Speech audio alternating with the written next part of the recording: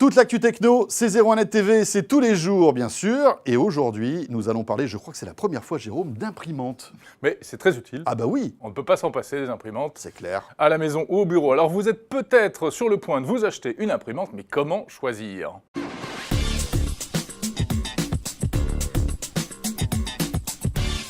Qu'est-ce qu'on attend d'une imprimante aujourd'hui? C'est d'imprimer des documents, hein. Qu'elle fasse le café. Voilà, les devoirs du petit dernier, par exemple, mais aussi se faire plaisir en imprimant de jolies photos. Ouais. Et aujourd'hui, il y a de très très bonnes imprimantes qui font de très très belles impressions de photos. Il faut aussi que ce soit un scanner, parce que c'est une demande qui est assez fréquente. Bref, c'est ce qu'on appelle les imprimantes multifonctions, et elles sont quasiment toutes multifonctions aujourd'hui. Oui, alors la particularité aussi de ces imprimantes, c'est qu'elles sont Wi-Fi la plupart du temps. L'immense majorité de ces imprimantes sont Wi-Fi.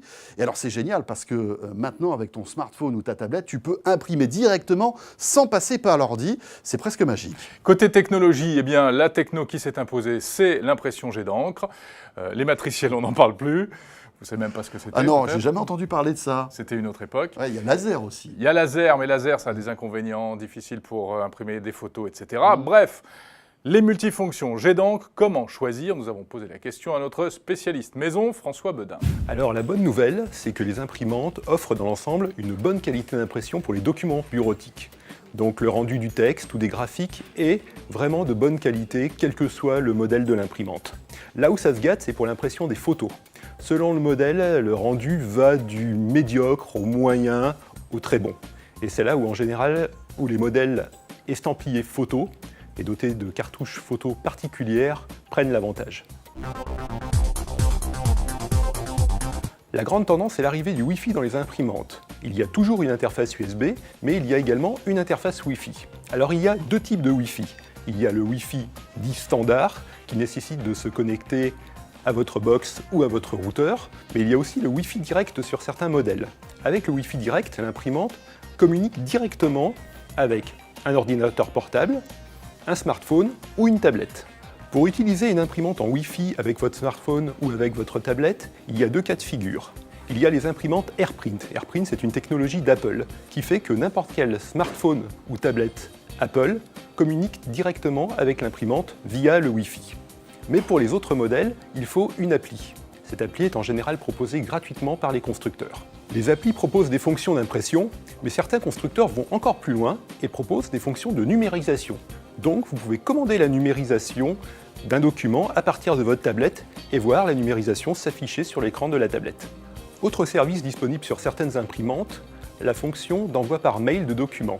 Il faut d'abord s'enregistrer sur le site du constructeur pour obtenir une adresse mail, et à ce moment-là, quand vous envoyez un document à l'adresse mail, ce document s'imprime sur l'imprimante.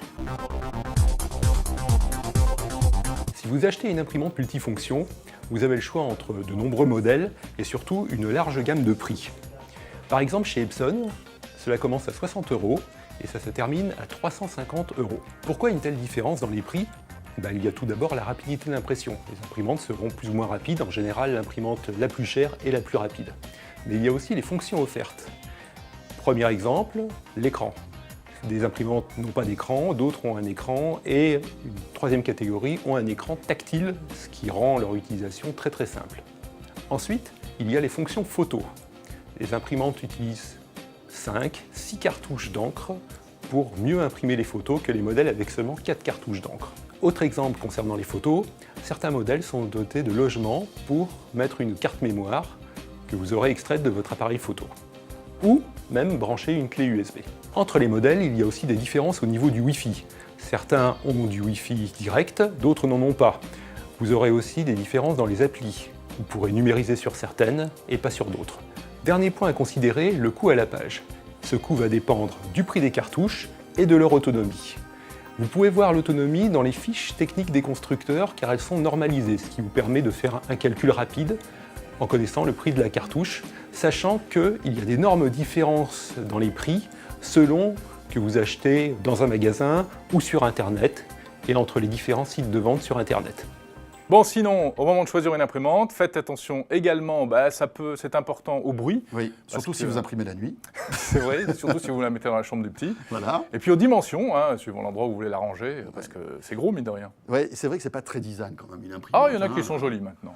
Ouais. Oui, mais bon, toi, tu as des goûts un Moi, peu je suis un peu, particuliers. Et puis bon, le côté pratique aussi, il faut voilà, que tout soit facile d'accès, etc. Voilà ce qu'on pouvait dire concernant les imprimantes. On en reparlera puisque c'est une technologie qui évolue sans cesse. 01net TV, toute l'actualité high-tech, on se retrouve très vite. Salut à tous.